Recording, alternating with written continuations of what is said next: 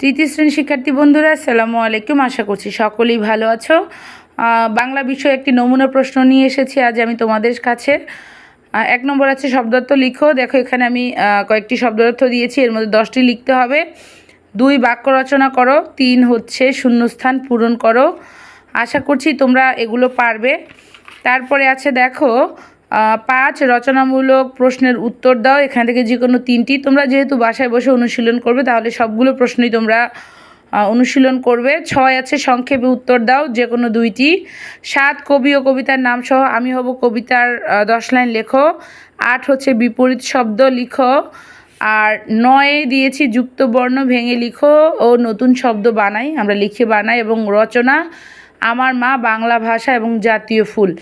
শিক্ষার্থী বন্ধুরা, আশা করছি এই নমুনা প্রশ্নটি দিয়ে তোমরা বাড়িতে তোমাদের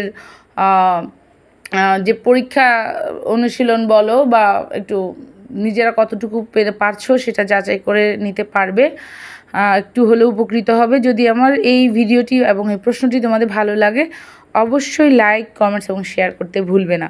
ধন্যবাদ।